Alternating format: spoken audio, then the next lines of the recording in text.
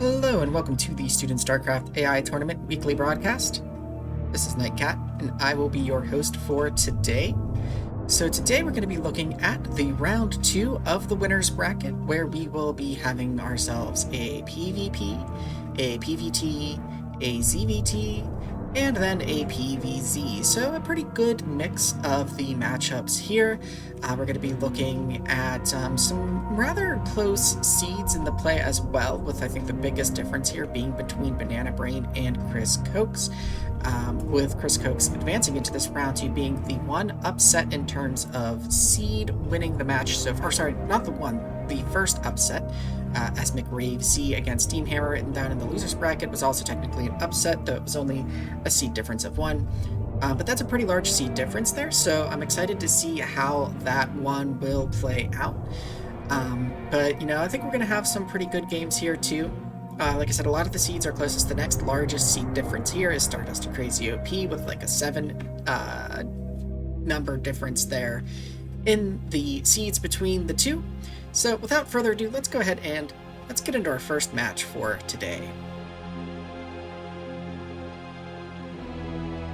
And our first matchup is going to be Crazy OP spawning as the white Protoss over on the left of Heartbreak Ridge, going up against Stardust spawning as the yellow Protoss over on the right hand side of the map. And being back up in the winners bracket, we are back into best of 5s. So each series here will be at least 3 games long, if not longer, depending on how the games shape up. So it looks like Crazio employing potentially a similar strategy to what we saw in its first series here in the tournament, where it was going for that sort of forward, and there goes the pylon, the forward cannons. These cannons appear to be a bit far back, really giving Stardust some breath here, where, you know, it's going to be able to take the natural relatively easily and actually has a whole lane to sort of take here to get to Crazio's base. The scout did go by and it did get picked off there just a moment ago, but it should have seen, I believe, this pylon get started, or at least saw the probe that was sitting out there. Cannon 1 finishes. Cannons 2 and 3 are on the way, and cannons 2 and 3 they cannot see over here, so the range is kind of a little bit shorter than you might expect just because of that vision issue. But Crazy OP is very quickly pushing forward, very aggressively with these cannons and these pylons. Going to put the probe back, trying to make sure that the pylon, or that the probe doesn't get cut off. Now these cannons, they might be a little too far, but Stardust might be letting them finish here. It's hard to say, you know, if those Zealots, I feel like the Zealots could probably dive in on this one, but yeah, these cannons are going to finish. The Zealots just watch them finish warping in, and then go ahead and back up. Pretty bold forward cannon here, and the probe is in the corner. The probe could be sniped pretty quickly by Stardust, but Crazy OP advancing those cannons. Meanwhile, back in the main, Stardust is just getting a third gateway here. Does have the core, and more than likely that is range spinning, which it is. Crazio back home taking the natural here. We've got the Nexus more like around 3/4 of the way done. We do have cannon back home just in case. And yeah, Stardust not even... Okay, there we go. Stardust starting to dive in now. We'll see. The cannons are a bit staggered, so there is some space, but Stardust feeling confident that it can go ahead and take these out. The cannons doing a pretty good job of target firing there. 4 of the cannons are clear, but there are still 3. Crazy OP, though, is not laying down any more cannons. It looks like Stardust will break out of this cannon contain. Has a probe in position to get ready to go ahead and take the natural, but goes ahead and pulls it back surprisingly. Decides to not expand in the end. Crazy OP, meanwhile, going ahead, getting its first gateway, getting its 2 assimilators, but there are Dragoons on the march across the map here, and there is only the 1 cannon in the main. There's 3 more goons back here to clean things up, but these probes are in for a lot of trouble here, trying to stay safe and kind of tripping up over each other here in this corner. It looks like they're doing a mix of mineral walking and not mineral walking to kind of get that sort of traffic jam. Meanwhile, the natural nexus is going to fall. The cannon in the main very quickly gets taken out. The probes in the main trying to engage, while the probes in the natural are still playing keep away here. But they will be transferring into the main. And it looks like they are at this point now becoming a bit more aggressive. But the first and only Dragoon for Crazy OP pops out. But yeah, Crazy OP able to be taken out by Stardust's Dragoon Force here before it could really get to the Dark Templars, which is what it looked like it was trying to go for with that Citadel of Dune. And Stardust, with a good breakout from that contain there, gonna take game 1.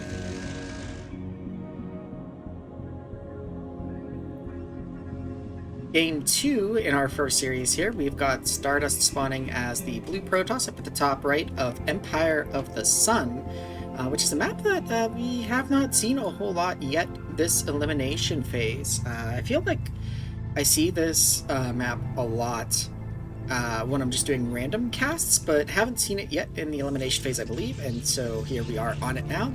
And we've got cross spawns with Crazy OP, spawning as the yellow Protoss down in the bottom left.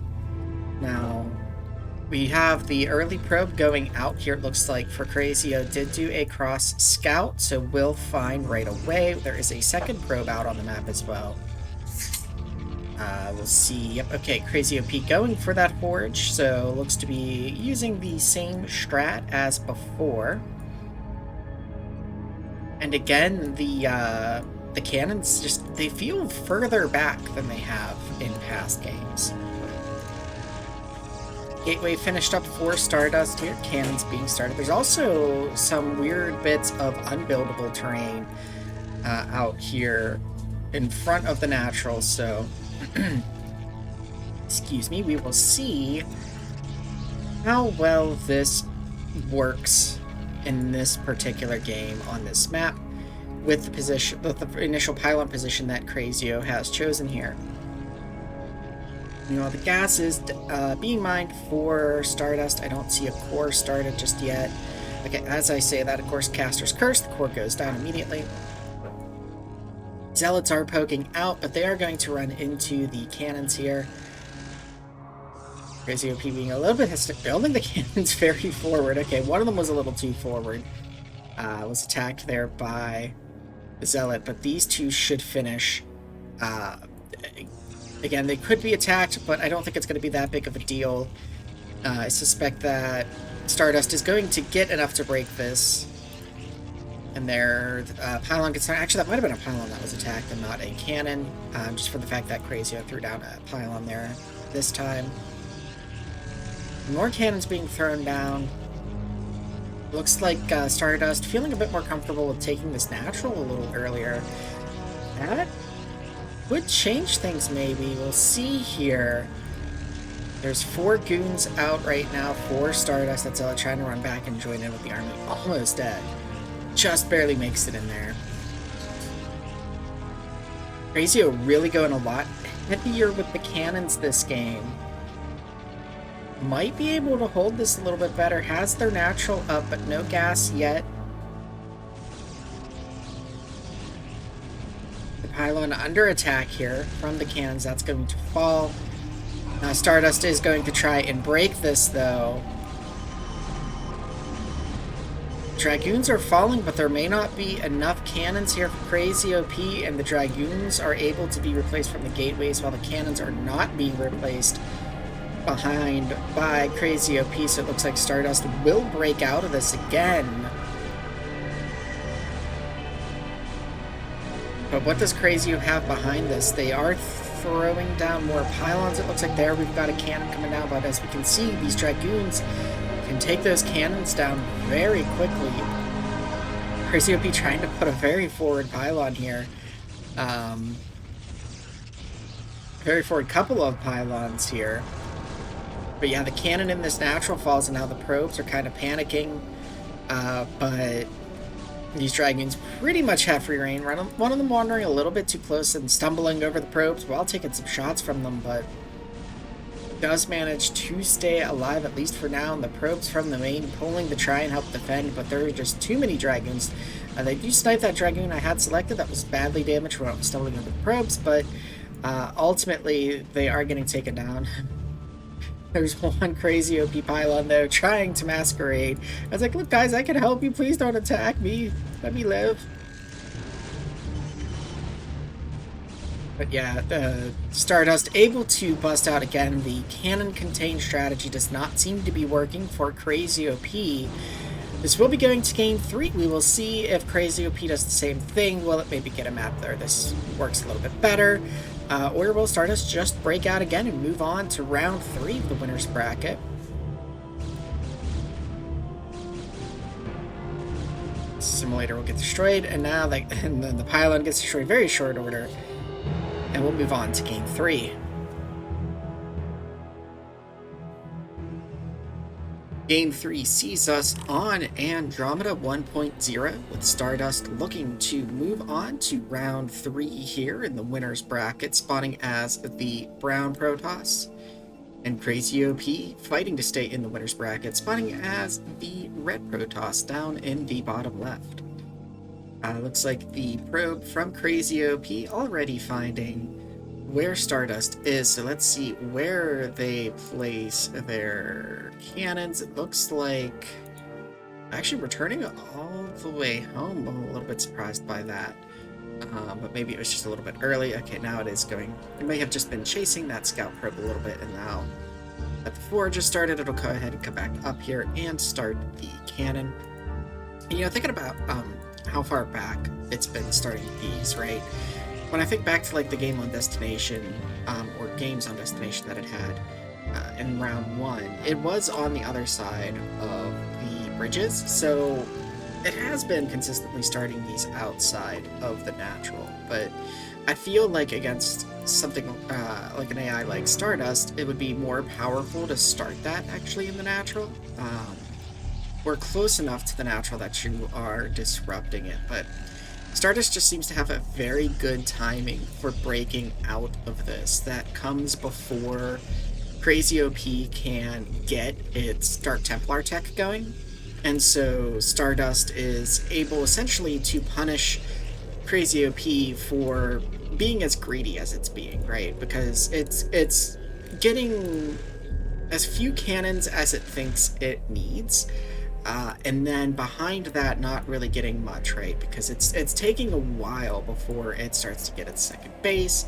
Then when it does, it's going ahead and getting double gas, and then slowly teching up to Dark Templar. And I'm not saying this as if, you know, okay, what it's doing is absolutely terrible, just that what it's doing has nice cancel there when that Dragoon was about to target that cannon. But there is a level of greed to what Crazy OP is doing, and that it's assuming, okay, these cannons are going to keep me safe and give me the opportunity to do what I want to do, right? And so in that vein, you know, Stardust is breaking out before Crazy OP can get set up behind these and is able to then punish, because we can already see the Dragoon count here is growing. And actually it was growing before Crazy OP could even take the natural. And there's a few more cannons that Crazy OP wanted to add, but the Dragoons were just in range to prevent that. And so now Crazy OP is sort of like, actually no, I thought it was going to be panic adding cannons here, but it looks like it still thinks that this front is viable. But there is a Dragoon on the way. It's looking like we might have that. There's already a Dragoon here, actually, so it looks like we might have a very quick game 3 here. And yeah, see, like the Citadel's being started. I think it's starting the Citadel in panic here because it doesn't even have its natural yet. But yeah, it looks like Stardust will be securing a spot in round 3 with this game here. And then Crazy OP will have to fight back in the loser's bracket. So, unfortunate for Crazy OP to see that this did not work out. Looks like the Templar Archives might just finish in time, but Crazy OP's just not going to have the money really, and going to lose the Nexus and not have any workers, which is never a good situation. So it's going to go ahead and just give the GG to Stardust. Although, I mean, okay, the robotics facilities on there. I was going to say Crazy OP maybe could have got a Dark Templar out and done something, but there's a couple cannons and only 460 some minerals. So yeah, I think calling GG there was more than reasonable. So like I said, Stardust is going to go on to round 3 of the winner's bracket, and Crazy OP will go ahead and drop down to the loser's bracket. Series number 2 for today has us watching Beta Star spawning as the purple Protoss on the bottom left of Circuit Breaker, going up against Halpon spawning as the blue Terran up at the top right in their game number 1 here. So cross spawn positions here. Halpon is a pretty strong Terran, while Beta Star is a pretty strong Protoss, otherwise they would not be in the winner's bracket round 2. I've got an early scout coming out here from Halpon, but I don't think it's going to lead to... Oh, never mind. We have proxy barracks right in the middle of the map here. So I guess that early SCV will be some shenanigans. So usually I don't think too much into that, except for with like certain bots, just because there are a lot of AIs that will just scout rather early. Now this does get seen, I think, there by that probe that's kind of crossed in the middle, so we'll see what Beta Star does in order to react to this. Looks like the core is on the way and there are no zealots yet. Interesting that it's sending the scout SCV home while sending others from home here. We've got a major SCV pull here. The boys have been pulled. We've got now a Marine in here. A Dragoon is on the way. The first SCV goes down, unfortunately. Halpon doesn't have the minerals to make a bunker, but is very effectively shredding these probes before this Dragoon can get made. 4 workers now for Beta Star. Oh, it looks like... Oh no, this Marine got stuck, it looks like.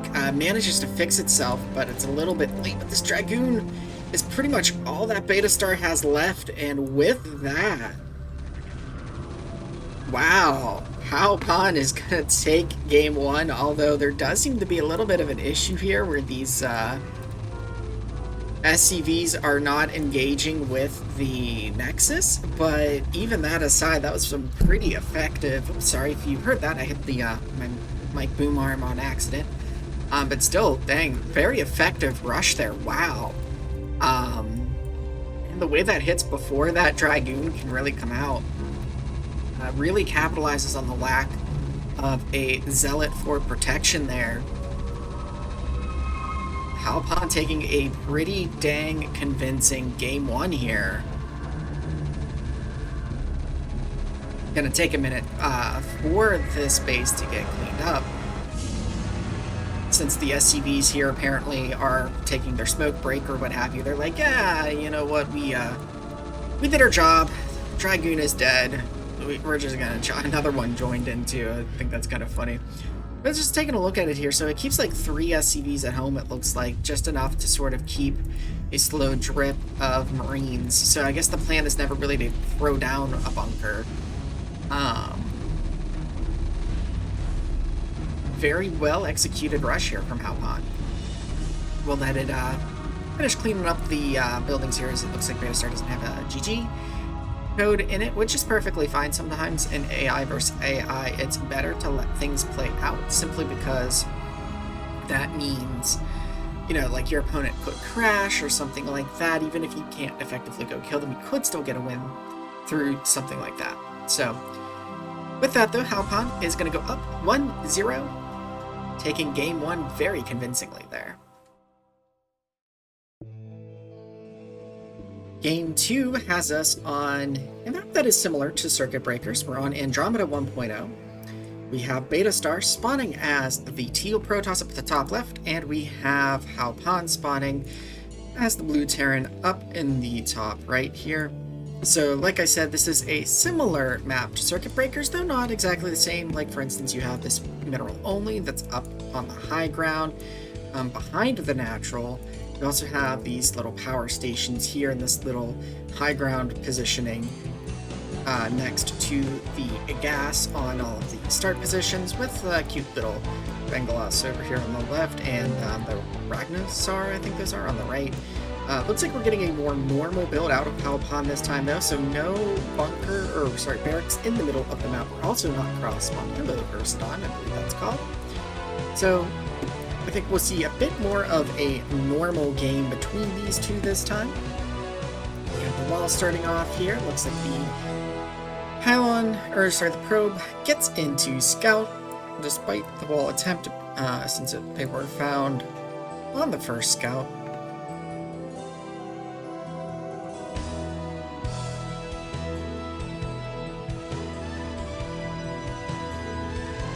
Sorry about that, needed to clear my throat there, as of course immediately when I start to cast this game, my body's like, oh, you need to cough. Oh, there's something irritating your throat and your breathing apparatus. It's like, oh, well, thanks. I'm trying to talk StarCraft here. But we have the first Dragoon out now that is making its way across the map. The first factory is just about done, and actually the Scout ends up getting caught here, but almost gets blocked by the SCV. Almost gets in, but the second Dragoon was out and able to stop it. We have a fast Citadel, so I'm thinking we might see like a Dark Templar tech here. Alright, now we're getting the second gateway. I'm kind of watching that production there. We have a couple of Dragoons here hitting the wall, but by the time they've got here, the tank is now out, so this barrack should be able to be kept alive, and then the tank should be able to come down. And should be able to push these back. It looks like maybe, yeah, siege mode's not quite done, so it looks like Halpon is content to just sort of repair the wall for now until siege mode is done, and then we'll fire upon the Dragoons. A little bit of splash damage on the buildings there, I think, but able to be quickly repaired, and the goons are repelled. Halpon was thinking about going ahead and being a little adventurous, trying to take that natural, but gonna go ahead and re-land that barracks because of the Dragoons that are there. And I think as long as it's careful with these tanks, I should be able to go down and take that natural. Once trying to get these vultures out. Mine's finishing up now, so the Dragoons are sort of forced to retreat home. But one of the mines does go off, and that is some hull damage. Oh, very nice mine placement. Two of those Dragoons are now gone. Vultures are in the main, or actually the natural rather, of Beta Star, but Dark Templars are about to come out. We don't have any scan or detection outside of the mines. Ooh, the mine shot does damage, I think, those Dark Templar. But very good job of dodging the Dark Templar there. Dark Templar trying to take care of these vultures, but the worker count plummeting for Beta Star here, still at just 28, so could be worse, but also could be better. Looks like the vultures have been repelled, and we've got the Dark Templar now coming into the base. There is a turret being made somewhere.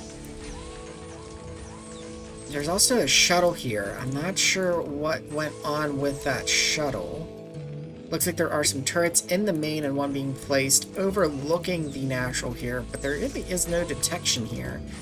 Comsat stations are coming down though, so they will be here soon. The Dark Templar are just kind of watching everything though, acting as land-based observers at the moment.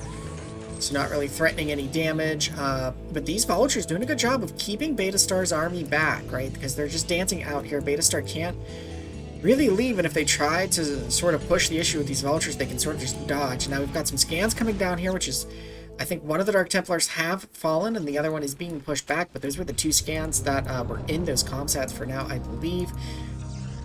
So Halpon is going to have to be a little bit careful. I think they did get that Dark Templar. No, okay, the Dark Templar managed to make it back to the General Army.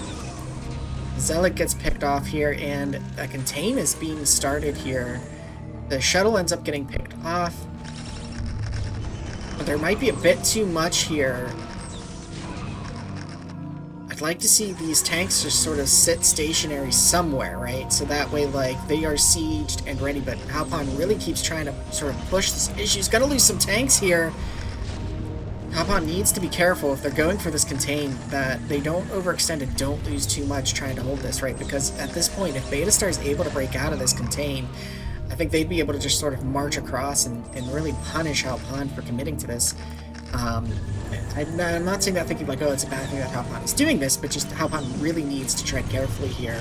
The tank count is pretty low. We do have a defense matrix going down, which will help. It looked like Venusaur was still targeting the defense matrix to tank over the others.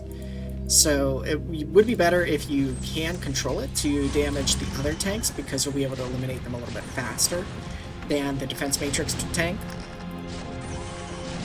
Halpan is making progress though into this natural, and while this mineral only third has been taken, it's actually able to be shelled from the low ground with these tanks. And it's not looking good for Beta Star. Halpan just now taking their third, that mineral only.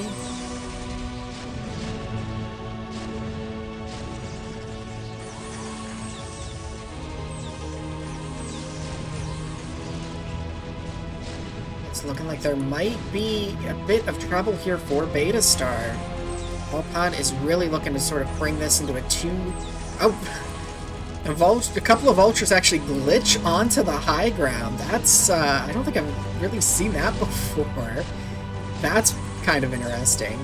It looks like another one almost did it. I don't think that's intentional by Halpan. It just sort of looked like they were just glitching on top of each other, and then a couple popped up there. But Halpan has now reached the ramp here, and the army of Beta Star just doesn't want to engage, but it's like free to be shelled on from the low ground while it's up here on this ledge. And so it's just taking tons of damage and losing units while doing nothing to the Terran army in exchange. I don't know what that probe pull was about. Maybe it was for long distance mining, as the main is mined out, and this looks like this is going to go in Halpan's favor. Which is, wow, very, very strong play there. And I thought the Dark Templar were going to play a bit more, but Beta Star was a bit more passive with them than I expected. There was definitely some room for Beta Star to really mess up that natural with those two Dark Templar, but just held them in hold position in the choke, didn't really do much with them. And then in the end there, perhaps, as Halpan was moving into this natural, just a bit too hesitant to engage with the army. And I think that kind of goes into, like, you know, somehow some of the AIs have, like, GG timing and some don't. You know, like, one of the things is, like, at some point you just have to commit your army, right? Like, you're going to be in a losing position if you don't. You might still be in a losing position even if you do, but at a certain point you just have to say, you know what, I'm throwing what I have at what is coming at me. And a lot of AIs that we see that sort of have this determination of, well, can I take this fight or not, don't have that sort of last ditch, I have to save myself sort of thing. And I think that's what we saw here with the army dancing up on the high ground while the tanks shelled from below. But Halpan is going up 2-0 against Beta Star. Beta Star is going to be fighting to stay in the winner's bracket in the next game, so let's get into it.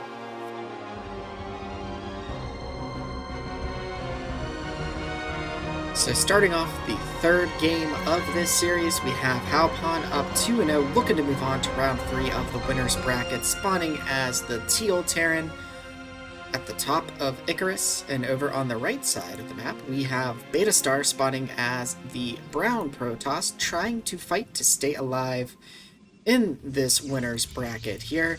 If they lose this game, they will go ahead and drop down into the loser's bracket, so they won't be fully eliminated from the tournament. Looks like we have a scout coming out here. Well, not a scout, it is a proxy barracks, so it looks like we're going to see something similar to what we saw in Game 1. We'll see if it works out the same for Halpan here.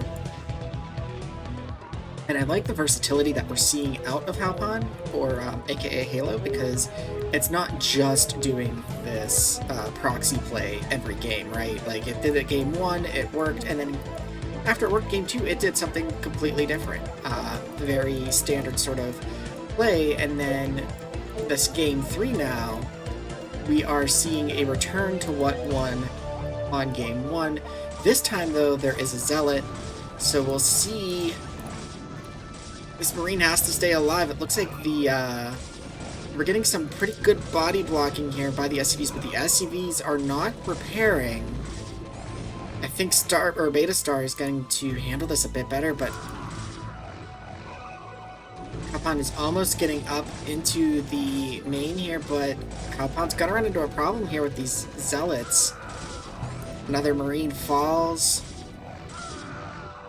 And it looks like Beta Star is able to repel the proxy this time, since it went for a zealot opening. Actually, it just went for 2 gates, didn't even get gas, and is getting a 3rd gate now, so I think this game might be over. We'll see here as these zealots come marching into the main of Halpon. They're going to go ahead and clean this up. It looks like as that command center there trying to pump out another SCV, and lifts the command center and flies it away. Doesn't have the money for another SCV, so I don't know if it's like looking for a safe space to land. There is a bit of a wiggle going on to its movement.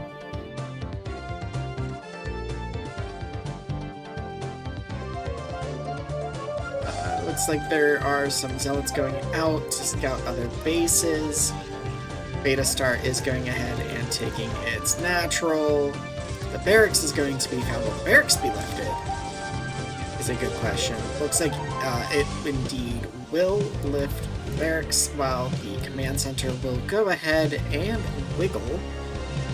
But since Halpon can't produce any workers, Beta Star has pretty much won this game unless it were to crash. But there's no Dragoon production. Gas has stopped at 440.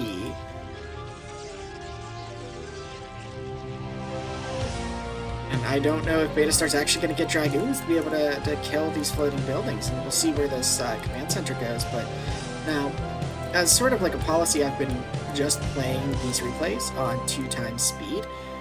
Because, as I've stated in comments and such, I feel it's only right to give these AIs that have earned their place in the round of, or into the elimination phase, that they get their games played out, right? This is a situation where I'm willing to make an exception, though, because the only possible outcome would be if there was some sort of timeout and Halpon wins on score, which we're not going to see anything happen if that's the case, or Beta Star crashes, which again, we're not going to see anything happen in the rest of this game really until then. So in this particular instance, I will go ahead and speed things up. We'll go up to 8 speed for right now and see if Beta Star is able to gather any gas. I mean, we're getting more gateways. We're not taking any more bases. We're just sitting on 60 workers. Go ahead up to 16 speed. Command center looks to have finally settled on a spot. The main is about to mine out for Beta Star. Now we'll come down and we'll go up to 32 speed as it's long distance mining from a very far away base. And yeah, as I suspected, Beta Star's now up to 200, has all these zealots. Never got a single Dragoon, so it looks like, an issue in Beta Star's build here, where it just never transitioned out of getting those zealots. Halpon lifted its buildings, but just, it never, because Halpon doesn't have the money. Like, if Halpon had the money, probably could have landed and rebuilt and just, stayed hidden for a bit.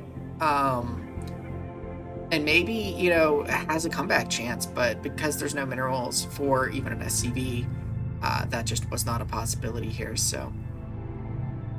Speeding through until at 32 times speed there, until the replay stops, so I'm gonna have to confirm what the results for this game were. So I will do that, and then if this was in a beta, resolved in Beta Star's favor, which I suspect that it did, then we'll get into Game 4 of this series, and if it was in Halpon's, well then I'll see you in the next series.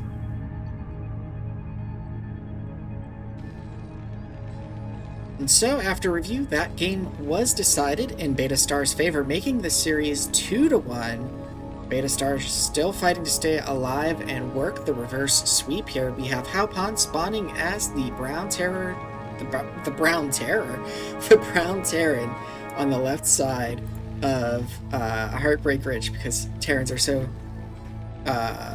terror instilling. And then we have Beta Star spawning as the White Protoss over on the right side of the map. And so it looks like we have a Pylon Scout going across the map here for Beta Star. Haupan looking to take this, I think, into a macro game. Looks like they're setting up their wall here, which you can do with just a 2-building wall here. I believe that is tight on the terrain.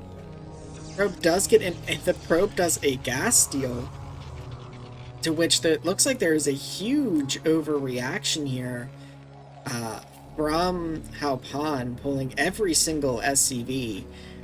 Typically, you don't want to pull every SCV just because that's going to, it stops your mining, right? Like, you maybe want to pull 3 SCVs to work on that assimilator, and then once it's down, you go ahead, or canceled, you go ahead and then place your refinery. But no, in the end, it's shaking out okay. We've got the factory coming down here a bit late due to the gas steal. And now we've got, it looks like, range spinning on the way here for Beta Star. First Dragoon is out and going to work its way to the wall to see what it can poke. This poor SCV has been stranded on the outside of the wall. Another problem with this wall too is the fact that Marines are going to pop out on the wrong side, but Marines can fit through the space between the barracks and the supply depot, so the Marine could move itself onto the right side. It looks like Beta Star content to hug the wall here and just go ahead and fire away with a Dragoon. A second SCV getting pulled to do repairs, which isn't really needed. You could just repair with one SCV while there is one Dragoon, and then once the second Dragoon appears, then yes, you're going to need to pull some more. So it looks like maybe a bit of overreaction. There's some SCVs here that are just dancing and not really repairing or doing anything, so that's going to cut into Haupan's income a bit. But now Beta Star leaving the Dragoons to be fired on by the tank, which is a bit of a problem. One Dragoon does go down that did not need to fall, which will make Beta Star's army, excuse me, just that much weaker. But seems to be doing okay. Siege mode does finish now though, so gonna start taking damage from that siege tank being forced to back up, but keeps poking in here, which worries me a little bit that these goons are gonna take some more shots that they really don't need to. But the wall being opened here and then closed, just wanting to get those vultures out, it looks like. Meanwhile, the natural has been taken. Dark Templar are on the way, and there is no detection. This could be a really big problem for Haupan. Where are those Dark Templar at right now? Ooh, they're in the shuttle. So not only are they Dark Templar, it's going to be a Dark Templar drop, and that's going to mean, like, if they were stuck, swiping at a wall, which the wall is gone for now at least, but if they were stuck swiping at a wall, that would give plenty of time to Haupan to go ahead and get detection, but it looks like they're not getting dropped just yet. They're going to sit here over this natural. The engineering bay is about to finish. The window for these Dark Templar to work their magic is slowly closing. There are vultures, it sounds like, causing some havoc. Picked off, I think, the probe that was building the third. But the third is still going to finish. Oh wait, here's a couple of... Maybe there aren't Dark Templar in the shuttle. Because there are a couple of Dark Templar here out on the field that have taken a little bit of damage.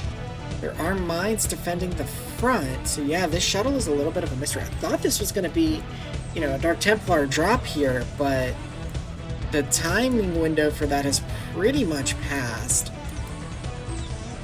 Beta Star sees that the mines are here, and so will not advance with the Dark Templar just yet.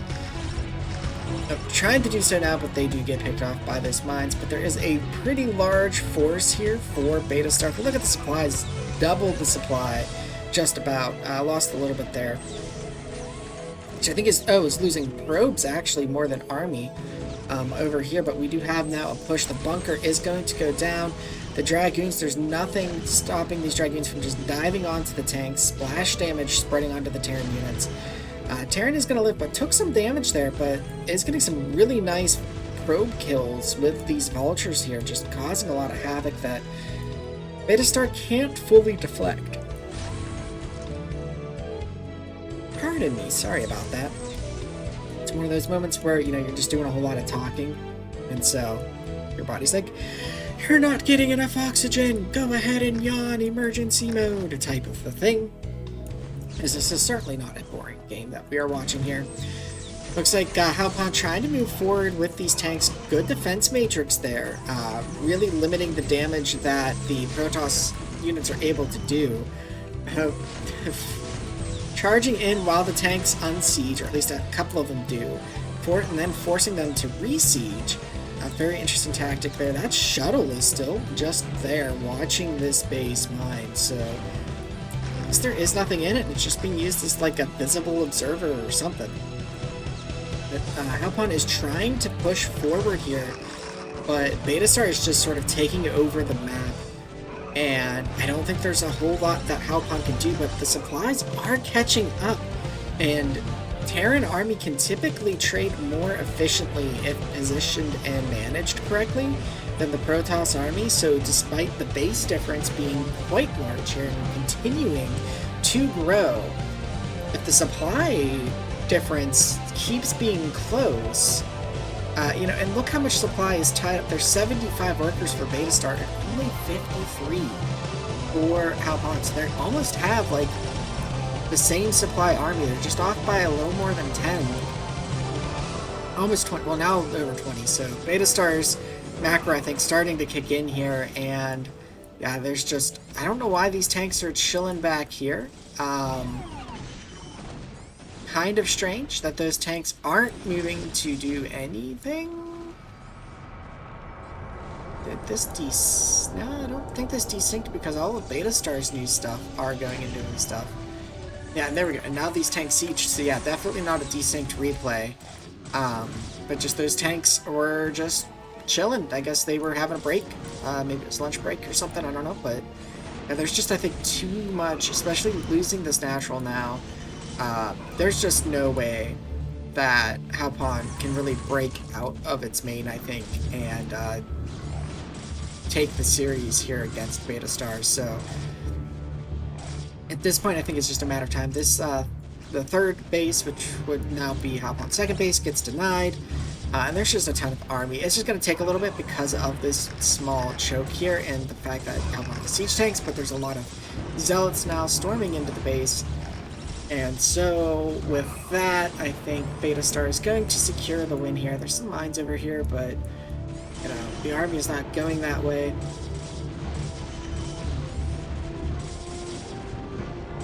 Yeah, pretty solid play from Beta Star this game against the macro play of Halpon, taking a lot of bases. Looks like it stopped taking bases for now, which I think is fine. You know, it's got the game won, so...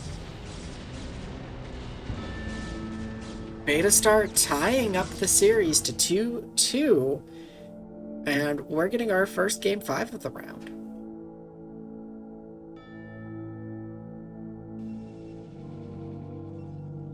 Launching into Game 5 here, we are again on Heartbreak Ridge. The decided game in this series, we have Beta Star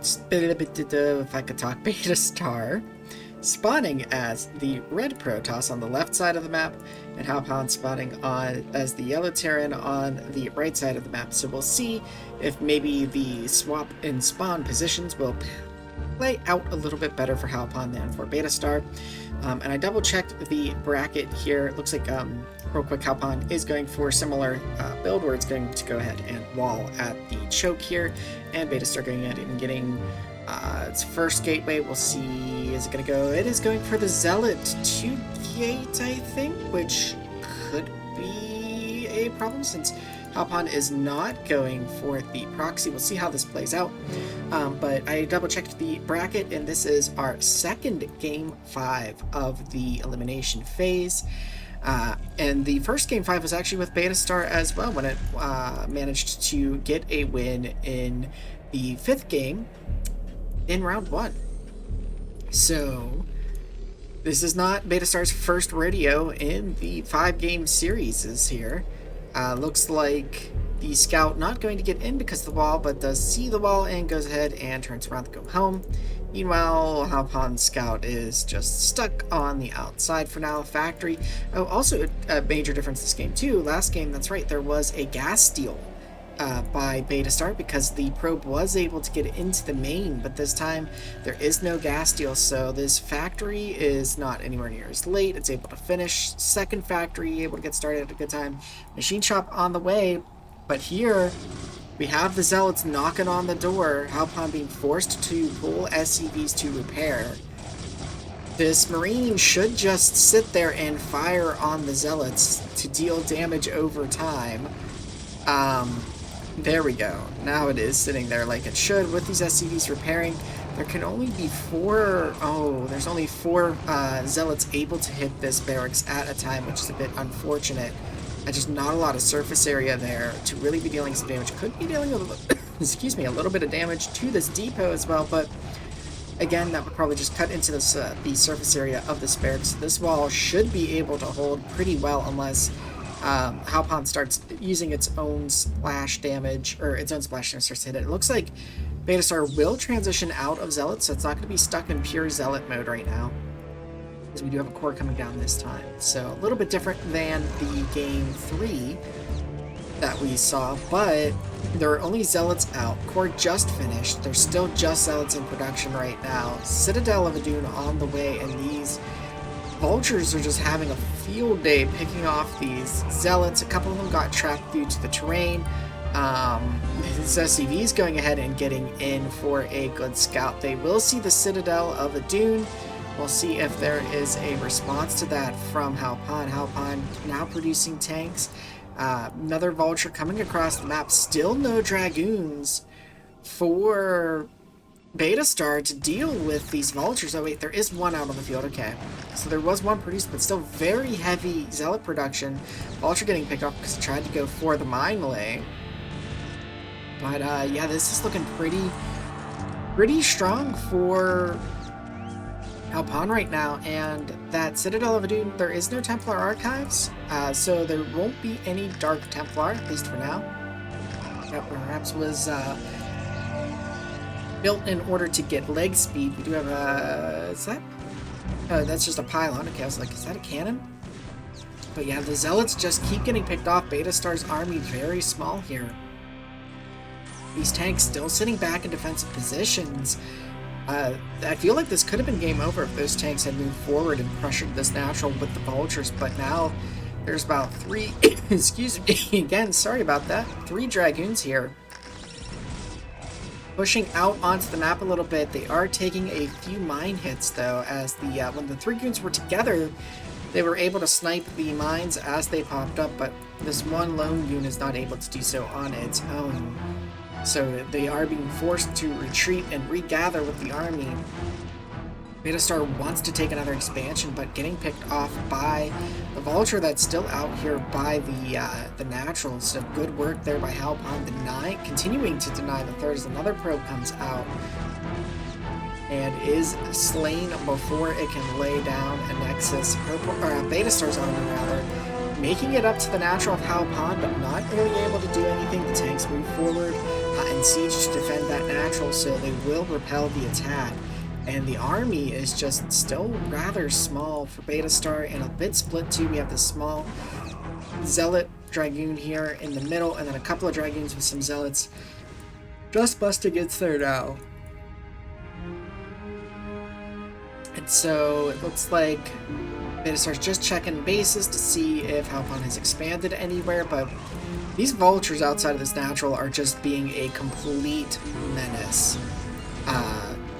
And now the tanks are starting to march forward. I think Beta Star is on a timer here, still just on 2 base to Halpan's 2 base, and an even base Terran is in a very happy position. So it's just a matter of, can these tanks make it safely across? They're going across mines, which is always a bit scary, but yeah, they siege and go ahead and take out that Dragoon in a single volley. And yeah, Beta Star is just being pushed back by these vultures here.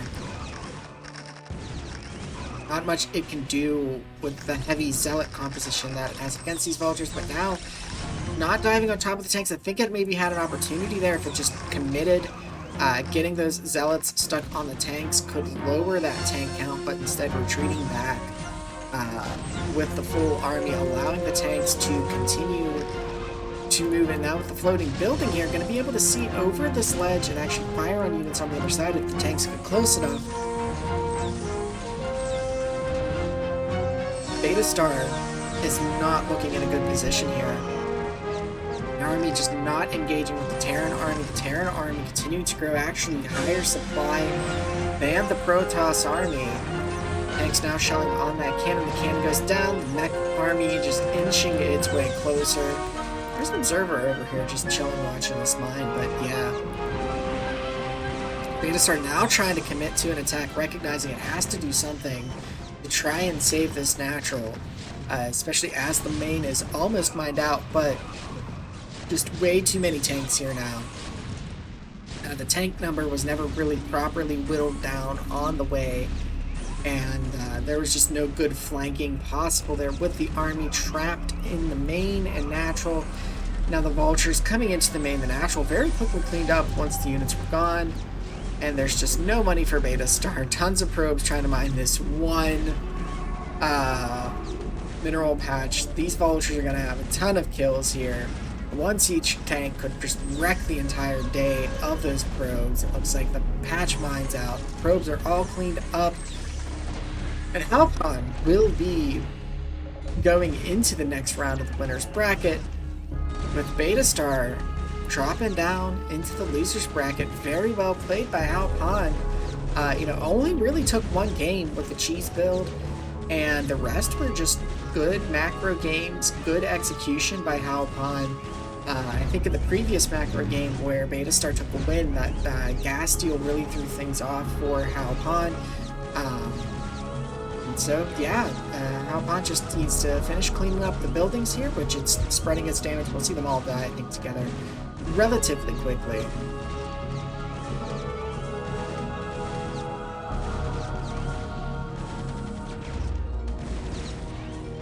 And just very, very good series between these two.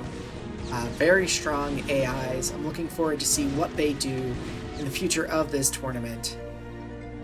And we'll go ahead and get into our third series of the day. Our third series of today is going to have us watching Ironbot vs. Monster, with the first game being on Benzene 1.1 two-player map. Ironbot getting the top right spawn as the red Terran.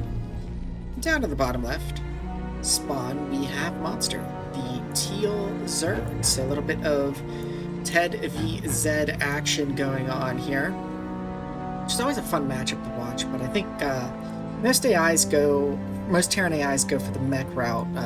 I really enjoy watching Bio Terran versus Zerg a lot, because there's just so much going on, so much little movement and bouncing between bases and all this fun stuff. But understandably so, most Terran AIs go for the mech play against the Zergs here, because a lot of the skills for Terran versus Zerg mech apply to the other matchups as well, so you get the most bang for your buck in terms of development time.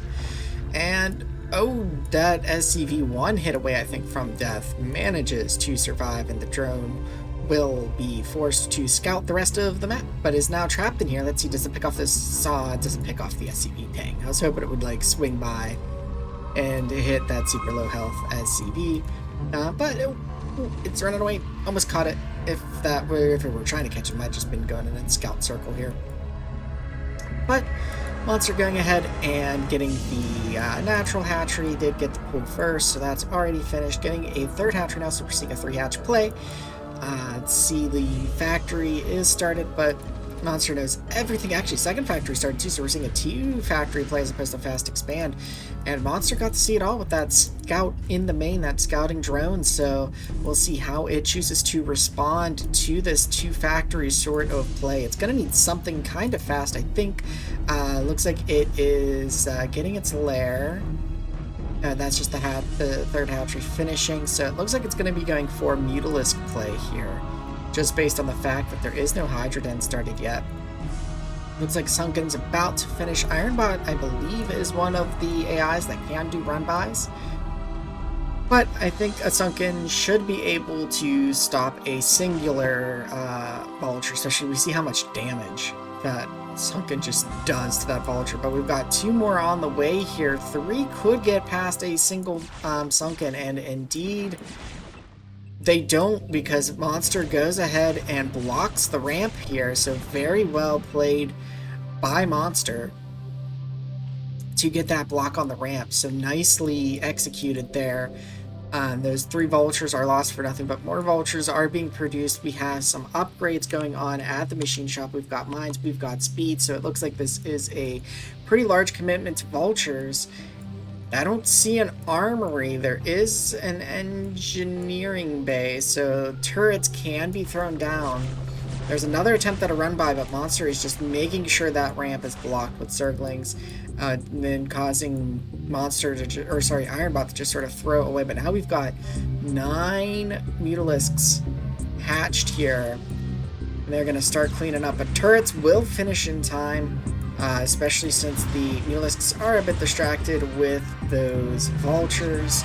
Gonna try and clean those up, and the stray SCVs that were out on the map. But now, there's 1 Vulture chasing there. Oh, I thought these guys were gonna go into the base, but it looks like they will not. Armory is on the way so that Goliath can be made. Yeah, these Vultures are doing a pretty good job of distracting some of this, but now it looks like the Mutalisk Cloud coming into the main of Terran. I think they're going to just be able to tear this apart if they really commit.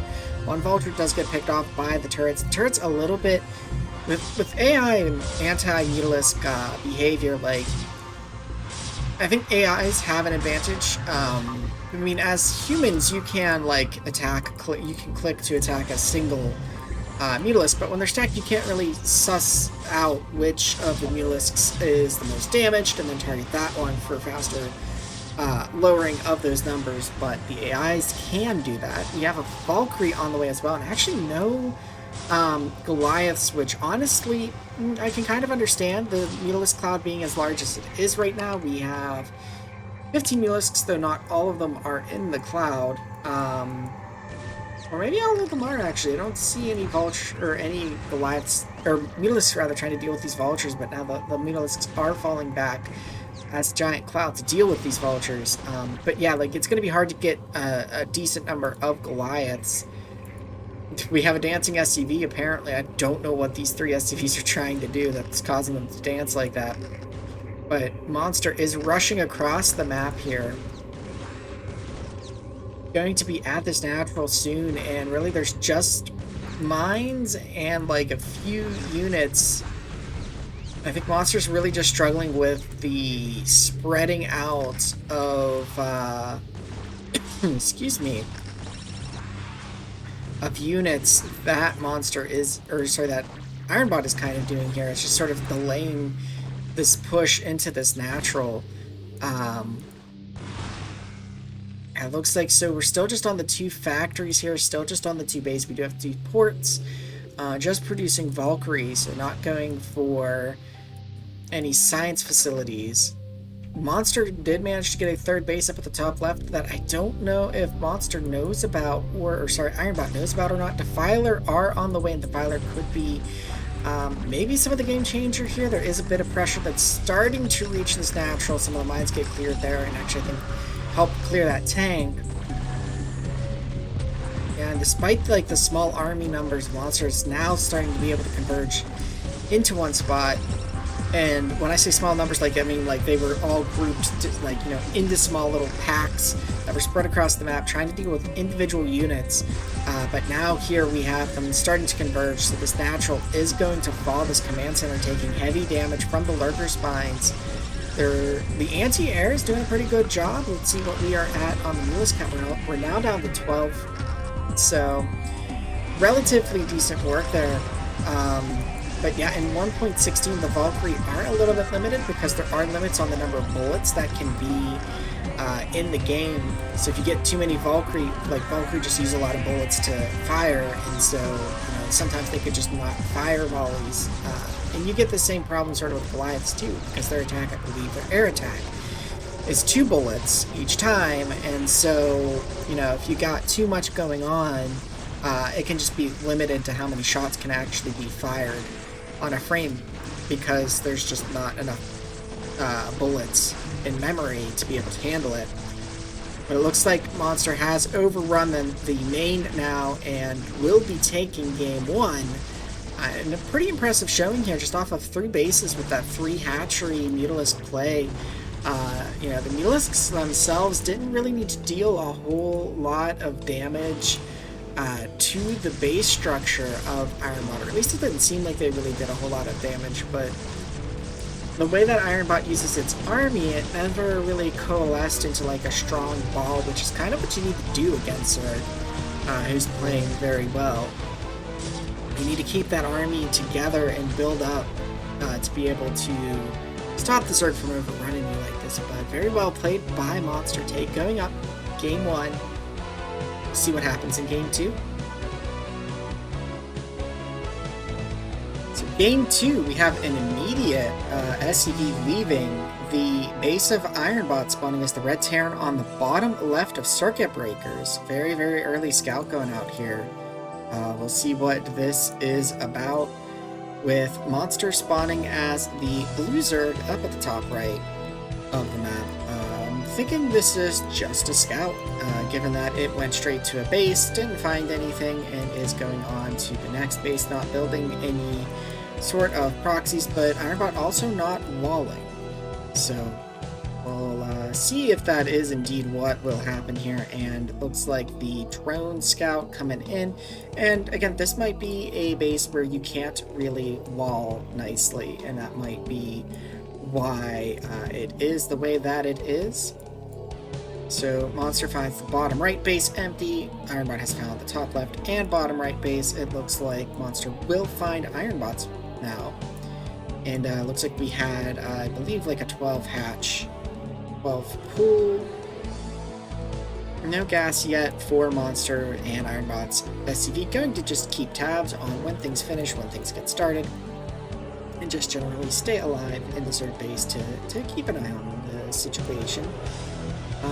I think the drone scout for Monster kind of looked like maybe kept looking like there's a blue dot down there, but I think it's just my eyes playing tricks on me with this mini map here, and so nothing down there, but has found the base, knows where it is. That's a 3rd hatchery, so we're seeing some 3 hatch play. Gas is going to finish here, and we'll see now that the gas is finished what Monster wants to do. If this will be like a speedling rush, will we see a lair come out? Will we see a Hydra Den? Will we see Mutalisks? These are the kind of things that we want to kind of watch Monsters build for. And here we do see the lair, so it will be some sort of lair tech play. We'll see if we were going to see Hydralisks and or Lurkers to open, we would be seeing the Hydralisks Den about now. Would be the optimal time to get it when the lair is about halfway done. And it looks like we aren't seeing one, so this will most likely be Mutalisks again.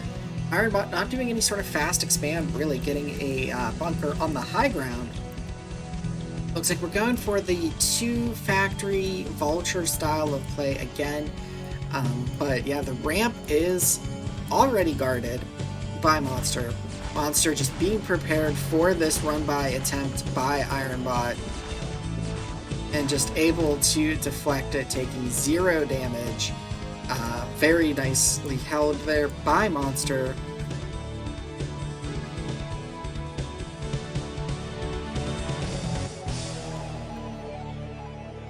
And so the Spire just finishing up. It looks like we will be seeing those 9 Mutalisks get made there. Just count 1, 2, 3, 4, 5, 6, 7, 8. Oh, 8. Sorry, not quite 9, because an Overlord needed to be made. But there's 9 and 10. And yeah, just the Zerglings doing their job of holding that ramp, but now that the Mutalisks are out, the Zerglings are feeling free to run forward. Mines and speed were researched. Siege mode almost done, and there is a tank on the way, but this Mutalisk Cloud, there is no anti-air out on the map for Ironbot, no Goliaths, so the Mutalisks are basically free to just kill anything that wanders outside of Ironbot's base. There are some turrets set up in the main, which I think will mostly deflect. But, like, yeah, I mean, unless Monster really wants to commit to diving in with these Mutalisks, all there are the turrets, so could potentially do something. As Mutalisks can kill turrets relatively quickly in sufficient numbers. There are 15 of them, but some of them are kind of out chasing some vultures because Monster is not guarding that ramp anymore. They do have to be a bit careful with regards to run-bys.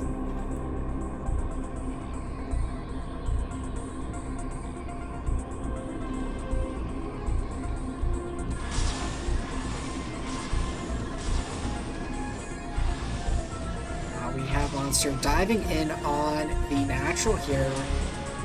Really putting some hurt on the worker count of Ironbot, down to 21 workers right now. And really a Zergling with your Mutalisks, you don't have to win the game with them, right? Like, right then and there. You just need to deal enough damage to your opponent that they can't really threaten you. And look at this ground army here. All these Zerglings, all of these Hydralisks, and now Monster's starting to try and develop that these vultures are somehow keeping this army back a bit as it's starting to kind of stumble on itself, but really the damage has been done, right? 19 workers right now for Ironbot. Worker production even having to be stopped for a little bit in order to get those comsat stations. But yeah, I think Monster's just way too far ahead right now. There's the third base down in the bottom right, which isn't populated with drones just yet, and it's not really going to be safe to transfer those drones for a little bit, although probably could do like a Mutalisk escorted transfer. But yeah, it's now just really, I think, a matter of time until Monster decides, you know what, I'm going to move out with my army, because you can just see the supply difference. Over 50 supply more for Monster. Ironbot just producing mainly Vulture. There's a couple of Goliath out, or one Goliath out it looks like. Just the one. There's the 3 Marines for mobile anti-air, and that's pretty much it. We've got a couple of Valkyrie being produced here. I think there are 2 starports. There's a that was the, I was about to say there's a dropship, but I think that was actually just the bunker. So yeah, there are some anti-air options, but really the ground army now for Monster is just gonna be enough to be able to, I think, overwhelm Ironbot. Just missing. Ooh, nice dodge of those mines. Only 2 Zerglings going down to it. Yeah, now here comes the land army marching into the natural, and the Mutalisk's doing a good job of splitting against first the Valkyrie. Being able to pull out the one that's being targeted from the rest of the group, and then the rest of the group's able to just sort of dive in on those Valkyrie. And it looks like the natural will fall. And there are a lot of units in the main already, down to 1 worker. And very quick, well, rather quick game 2, I suppose. Monster just really seems to have Ironbot. I mean, Ironbot hasn't been updated in a long time, so you know, if an AI is not being updated and it pretty much does the same thing every game where it tries to go for this Vulture run-by, you know, you just park some Zerglings on the ramp, get your Mutalisks, and just win, basically, is kind of the way that Monster here is playing. So very well executed, though, and great job by the author of being able to exploit that sort of, I guess you could consider it like a weakness of Ironbot. Going up 2-0 in the series, looking for the sweep. We'll head into Game 3. So for the third game, we are on Andromeda here, with Ironbot spawning as the Red Terran up in the top left, and Monster spawning as the Teal Zerg up in the top right. And we have Ironbot trying to stay in the winner's bracket here up against Monster, who has pretty much just had Ironbot's number. Now this natural is a bit of a different layout, but again, I think if Monster just parks Zerglings on the ramp here, it'll probably be over somewhat quickly. But we will see if that is how things play out or not. The Drone Scout going out, looks like Ironbot is going to go ahead and wall here to contain the natural third mineral only and the main safely behind a few Terran buildings. Meanwhile, looks like we are getting the hatchery first, the 12 hatchery. Let's see, we will get the 11 pool here. So I think it's been the same build each time. 12 hatchery, 11 pool, and then go ahead and get the 11th drone back and the 12th drone back. So pretty much looking like the same games that we have had so far between these two. The Scout, the 4 monster, is going to find this with the wall closed, and the Marine dancing behind the wall like, haha, you cannot get in, I am going to just sort of wiggle around a bit. First factory on the way for Ironbot here. Monster is getting its spawning pool, getting the extractor. Second factory now being worked on for Ironbot. First factory about to finish and come online. We will see if okay, so Vulture's getting produced. We don't have a colony just yet. It is getting started, so this should finish in time before that first slow Vulture can get across the map. Looks like still just producing Vultures, no machine shops just yet. The Zerglings are out. Let's see, do they park? Yep, they are going to park right on this ramp here. And these Vultures will have no chance of getting in. Plenty of coverage for this Sunken to go ahead and hit them when they try to do that run by. And there is the run by attempt. Yep, and just they aren't able to get up there. They didn't even get to see the Zerglings, I think, based on that pathing. It just, yep, they were able to be denied, and the run by will just constantly be denied by Monster until the Spire finishes and the Mutalisks are out, and then it's just essentially free reign on Ironbot. This is just an excellent show on knowing what your opponent does, knowing how to deflect it, and the opponent just not changing their tactics, despite, Ironbot being a strong and solid AI. Like I said, it hasn't been updated in quite some time. And so there are holes such as this behavior that are able to be exploited. Mutalisks on the way now. I think that is actually 9 this time, with the 10th one started after the Overlord. Go ahead and hatch, and it is 9 Mutalisks. And them, in conjunction with the initial Zerglings, will be able to push back the Vultures. With some of the Mutalisks here going in, diving into Ironbot's base. It has decent turret coverage, but going to be able to hammer away on that one turret there. But it does get saved. It does take out like one or two, maybe I think that was one worker. Ironbot at 31, decent number of workers right now. These Mutalisks are trying to find a space where they can do some harassment. So this game, Mutalisks not really finding any space to do that, but Ironbot just really keeping with this Vulture production and trying to tech now, not really producing anything out of the factors actually. With a really small army supply of only 10 supply worth of armies, excuse me, starting to get these Valkyrie out now. But in past games, we haven't really seen the Valkyrie be all that effective, with the AI being able to pull out the targeted muta by that Valkyrie very quickly in order to minimize the splash damage as much as possible. Ironbot is getting some Vultures out on the map that can run around the new Strack Monster's army, but I think ultimately, like Lurkers are on the way now. Another hatchery is coming up for macro.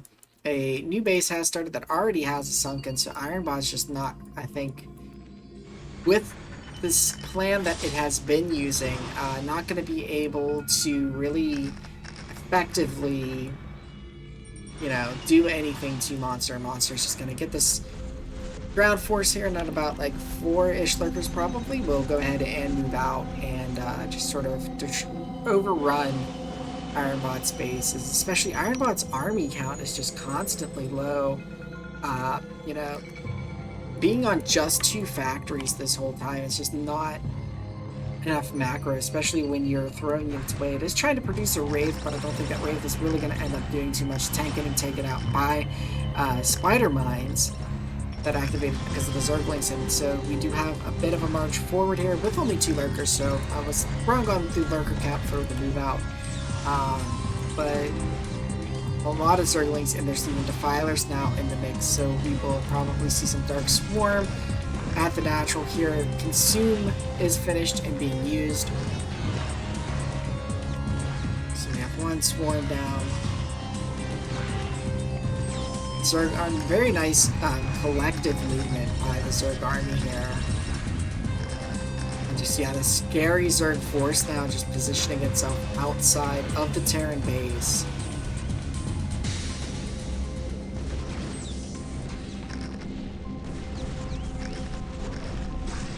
Not quite charging in, which is a little bit surprising to me. There are those mines there, but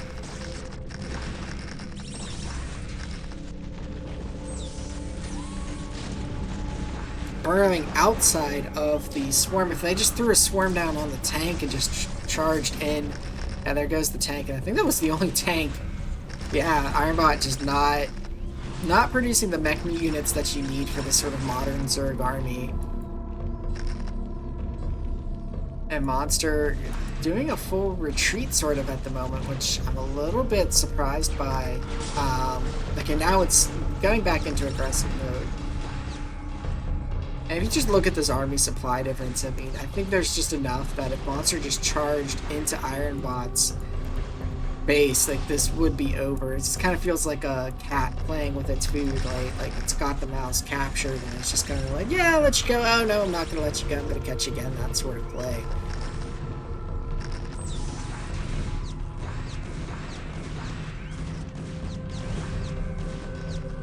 Yeah, these vultures that are, like, on the other side of the army, I think, seem to be kind of drawn. That's like 3 swarms right there. Jeez. If only those were like thrown down in the main and just overwhelmed the main.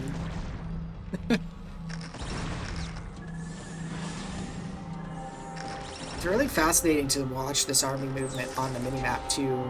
Just sort of how it all is changing direction at the same time. You can sort of see that fluidity. But let's just check the tech real quick. So we've got the Hive, we've got Queens. Well, you need the Queen's Nest to get that. We've got the Filers. There is no Ultralisk Cavern. But I don't really think that the Ultralisk Cavern is needed. I mean, just again, the army supply difference 82 to 32. And there's 1 tank somewhere. It just got made. Ironbot really needs more tanks than that. But it seems to be trying to invest in the Wraiths. That seems to be where its gas is going, and yeah, now we've got the Zerg army swarming in to the Terran natural here. A lot of swarms going down to protect the Zergies. They don't protect the Zerg units against the mines, though. It actually could backfire with mines because then Hydralisks can't pick off the mines because the mines would be protected by the Dark Swarm. So that is something that Monsters need to be careful of. Mineral only 3rd falling here. And now with only 43 minerals left, 6 workers, 3 of which are on gas in the main. More swarms coming down. It is probably safe to say that Monster will be moving on to the next round of the winner's bracket with Ironbot dropping down into the loser's bracket. Very nicely executed by Monster, taking more bases behind this now. Just, you know, denying that run by that Ironbot tries to do, and then Ironbot just not really producing the numbers of units and the types of units that it needs to really deal with the Zerg army that was presented to it. So very nicely done by Monster here.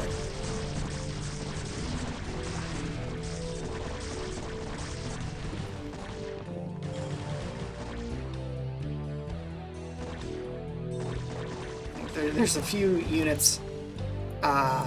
There's a Wraith running around that I think is distracting Ironbots in a science vessel that just got picked off. Yeah, it was distracting Monster's army, but there we go. Monster takes the series 3-0 against Ironbot. And we'll go ahead and start up our last series for the day. Our final series of today has us watching Banana Brain and Chris Cokes, with Chris Cokes here spawning as the purple Zerg up at the top left of Roadrunner, and going for that 4 pool, with Banana Brain spawning as the orange Protoss over on the upper right side of Roadrunner. So it looks like gonna be going for a fast expand. We'll see how Banana Brain is able to handle that 4 pool. We have the Pylon Scout going on after that fast expand there, which is good to try and catch this 4 pool. I think it's gonna really come down to how fast does Chris Cokes find where Banana Brain is, and how good is Banana Brain's worker control?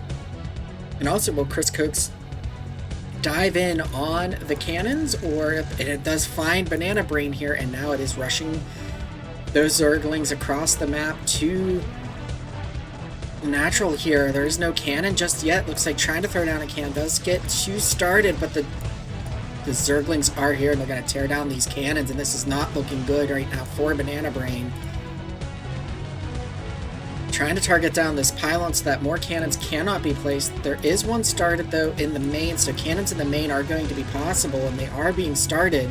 They might be able to finish in time. The forge is down, though, so it's just going to be these 2 cannons. And the probe pulls too late! Gateway on the way, but I think this is going to be a game 1 for Chris Cokes. Losing a lot of Zerglings, though, to those probes, but just 170 minerals now. You can get a Zealot, but I don't think it's going to be enough. Oh, this is really, really close here, but I think Chris Cokes has this. There's another fresh batch of Zerglings on the way. Just 2 workers were able to be made, along with the Zealot. The Zealot had to be made, and that gets swarmed and overrun, and yeah, with that, man, 4 pool is strong. Chris Cokes going up 1-0 against Banana Brain.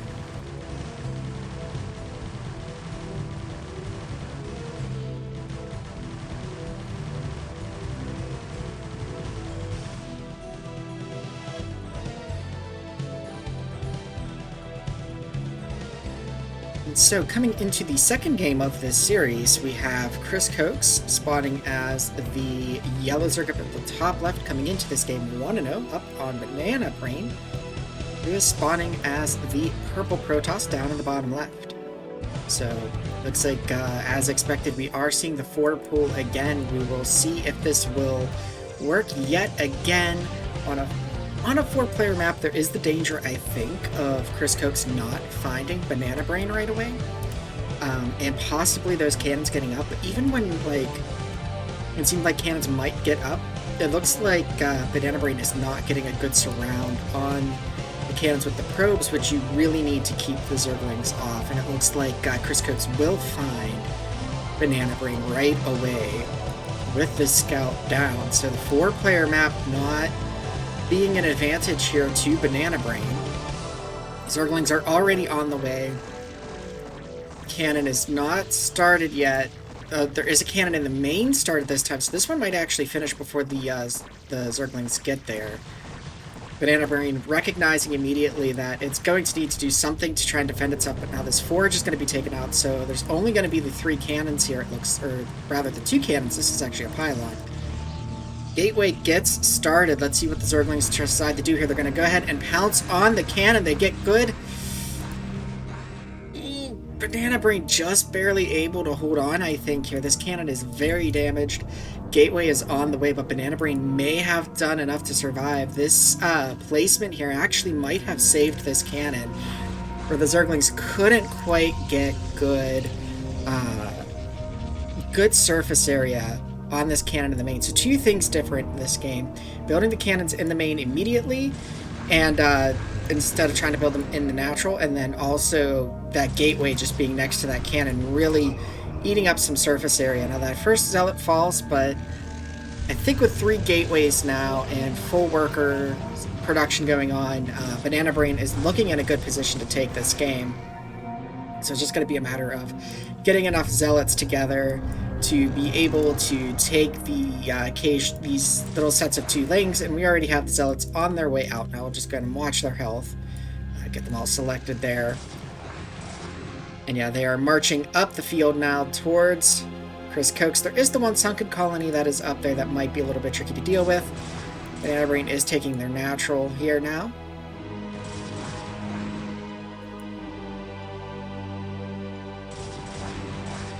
So yeah, the zealots now making it in, but 3 zealots, they should be able, 2 zealots now, they should be able to take out the sunken. There's a replacement zealot on the way here. Sunken is taken out. Actually, I'm surprised that Banana Brain is falling back, but there are a couple more zealots, so probably just trying to get the forces together here. This is allowing Chris Cokes to get another sunken colony, though. But it's not replacing its drones, so it only has the 2 mining, which means that there is no minerals for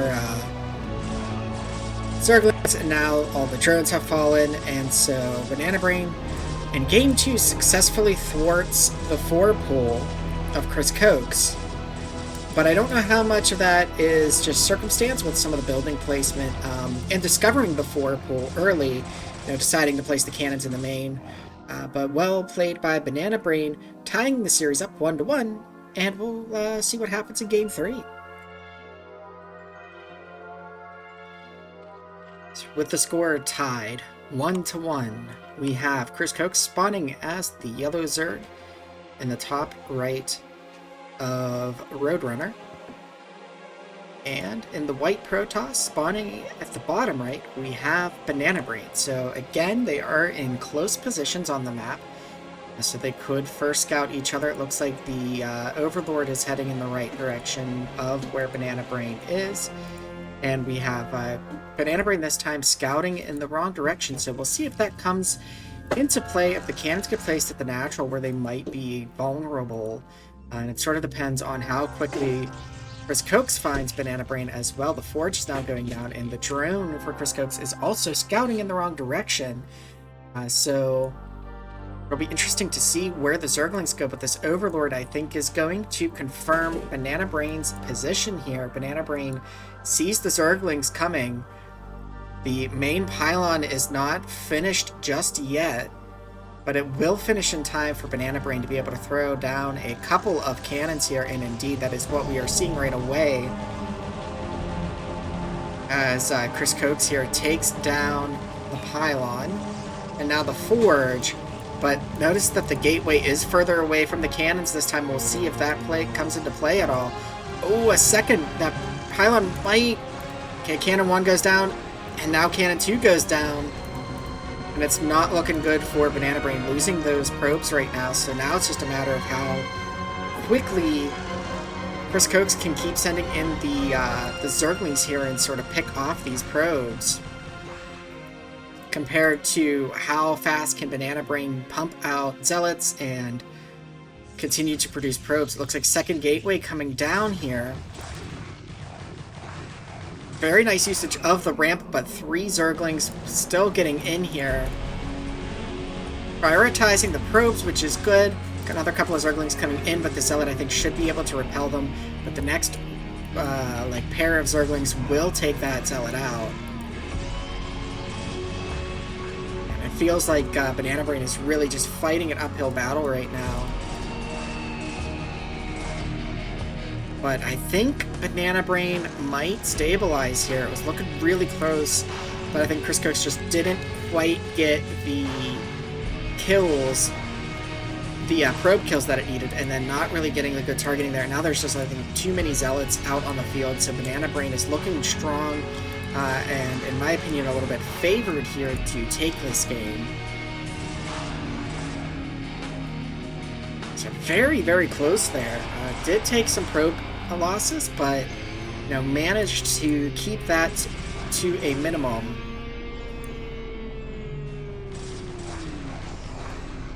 Now the Zealots reaching up into Chris Cokes' base here. Some targeting of the drones. And yeah, a Banana Brain going to take this series to the 2-1 mark in its favor. And we'll see Chris Cokes will try its 4 pull again in Game 3. And we'll see if it can make it work.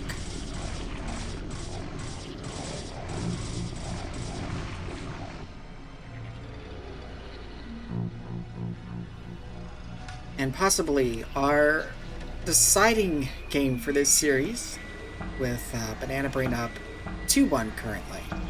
We have Chris Cokes spawning as the Blue Zerg, up at the top, spawn of Icarus. And we have Banana Brain spawning over on the right spawn as the Teal Protoss. So again, I expect this actually is gonna play out different. Chris Cokes is not for pulling this game, as we can see, seems to be pulling out a normal build here. So this will be interesting to see. It looks like it is going pull first. So I think that believe that is an overpull there, with the Overlord having popped out here. And so maybe this little change of pace will give Chris Cokes an advantage here, or allow it to get another win, maybe lull Banana Brain into a false sense of security where it's not expecting that 4 pull next game. Because yeah, we can see like it's adjusted its build, it's getting the Nexus before even getting a cannon because it knows it has the time. A couple of sunken colonies going down, actually a third sunken or creep colony going down that could be morphed into a sunken colony. Maybe not the best positioned, but I mean, I think they're relatively well positioned. There is a lot of open space up here, but this, with the way that the ramp is, the units are more than likely going to end up engaging with this. This is actually a lot of colonies here. I can't say I've seen Chris Cokes do this before, so I'm really not sure what we're going to be seeing out of it, or at what point it's going to transition into making units here. But this is a lot of sunken colonies that are being morphed here, really looking to turtle up before it starts. A little bit of a shadow glitch there happening with that drone. Don't know if that would be exclusive, that little shadow thing that happened there, to OpenBW, or if that would happen in Retail 1.16. Either way, kind of cute to see. Gas is starting to be mined now, so we'll see what does Chris Cokes want to do with that first 100 gas. So we're kind of gonna watch. We have a macro hatchery going down. We have the first circlings out, and we're getting a lair with that first 100 gas. So I'm thinking we're gonna see like Mutalisk play. That is what I would expect. And if Banana Brain doesn't, in the initial Zerglings here, get picked off by the cannon, but if Banana Brain doesn't get Corsairs, they might be in some trouble, as Dragoons really don't do fare well against Mutalisks on their own, right? Like, Corsairs are a really good counter to the Mutalisks. And here we have the Spire being started now. You can go, for Storms with Maelstrom, but those aren't going to come in time for initial Mutalisk waves. So I'm a bit worried for Banana Brain here. I'm thinking that the Mutalisks are going to be able to swing in here. Oh, and we have a slew of tech going down. Well, a slew, it's just 2 buildings. We have the Citadel and the Stargate, so actually I think we will see Corsair come out of this. So I think Banana Brain might be okay, and it'll come down to micro, though, as to who will have the better micro. And the thing is, this probe is still alive. The Zerglings never chased it off, so Banana Brain sees what is coming. I think if that probe isn't there, maybe the Stargate doesn't go now, but it's coming out with like perfect timing to deal with these Mutalisks here, and we'll see here's the initial meeting of them. But one Corsair by itself can usually be picked off pretty quickly, and I like this Chris Cokes being aggressive with the Mutalisks.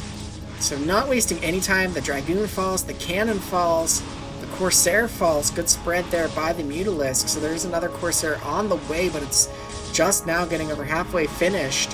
And these Mutalisks are having fun. And now the Zealots are trying to go out to sort of try and force the Mutalisks out. But we're getting a Queen's Nest now. The thing is, I think the Mutalisk production has kind of fallen off. We've got a Hive started now on one base. I'm not sure what... I feel like if Chris Cokes had just continued the Mutalisk build up here, but there are so many gateways. There's just this... During all of that, there's just this explosion of gateways where now there's, what, 1, 2, 3, 4, 5, 6, 7, 8...